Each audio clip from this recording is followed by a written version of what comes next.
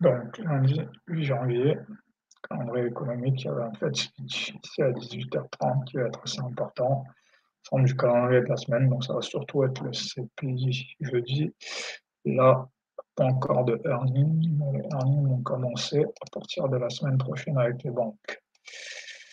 Donc, la clé, ici c'est le CPI front-run et la Fed. Voilà, deux grilles que je connais bien. Si la Fed se montre dovish, on monte. Fed bossy sous-entend un pivot en mars, donc à partir de là, opening. Donc là, c'est le moment, il ne faut pas se poser de questions. Il y a, il y a un Fed speed qui est plutôt dovish, il faut acheter. Sur la T, il y a un double bottom ETH, donc fort signal de hausse aussi. Je vais voir ça sur les graphiques. Et donc là, à partir de là, je suis acheteur sur tous les retracements, RV page B. Et là, en tant que vendeur, il vaut mieux faire une pause.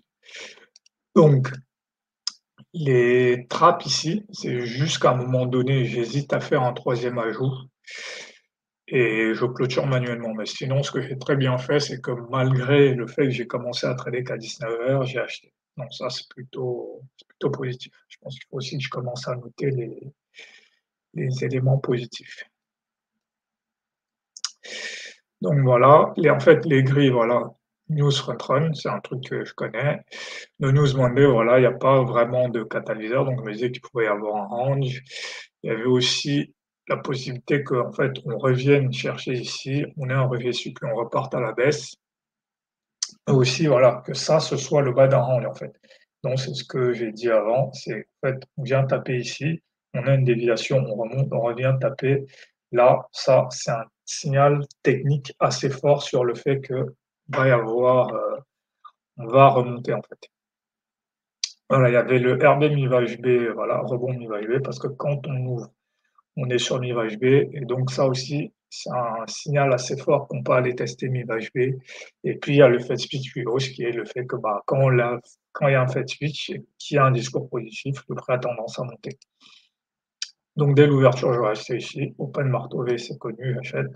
J'aurais continué à acheter ici parce que là, on va chercher mi-vache B. Ici, j'aurais hésité, mais je ne devrais pas, parce que ici, ça c'est ce que j'appelle les hard achat. C'est une bougie rouge, mais il faut l'acheter parce que maintenant, le plus probable, c'est qu'on aille chercher ici. Donc j'aurais dû acheter ici, mais je pense que j'aurais hésité, mais j'aurais dû. Et là, j'aurais dû continuer à acheter ici.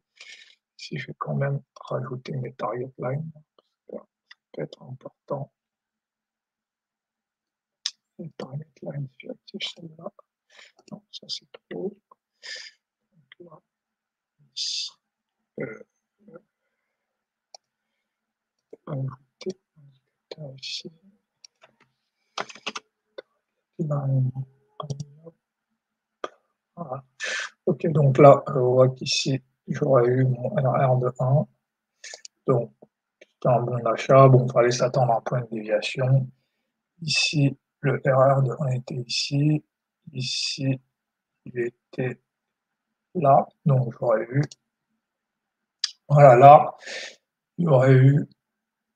Il est à 13, 15. Ah non, le RR de 1 aurait été ici. Bon. À la limite, ça, j'aurais pu rentrer mes bougies. Typiquement, ici, rentrer mes bougies pour avoir le RR de 1. Se rappeler de cette astuce.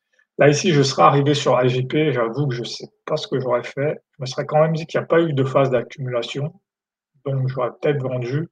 Mais après, il y a quand même ce signal fort. Donc là, je ne sais pas. Là, c'est un test 1-2. Ça, quand même, c'est un test 1-2 break. Donc ici, le Fed speech est dans 1 heure. Voilà, ça se fait. Là, maintenant, le Fed speech est dans 45 minutes. Donc là, je pense que je me serais arrêté. J'aurais fait une pause pour attendre le Fed speech. Là, c'est juste avant le Fed speech. Là, le Fed speech est bon. Donc j'aurais dit là, 18h30, je ne sais pas devant mes écrans, mais j'aurais dû acheter ici. Ensuite, j'aurais dû continuer à acheter ici. Le RR de 1 est là. Donc voilà. Ici, pareil. Là, peut-être une pause. Et donc, c'est ici que j'achète. Et ça, c'est un très bon réflexe parce que j'ai une stagnation, j'ai un Fed speech qui est bon. Là, le plus probable maintenant, c'est qu'on va aller clôturer sur les plus hauts. Après, ici, comment fixer une target? Je suis ici. Ça veut dire que oui, ouais.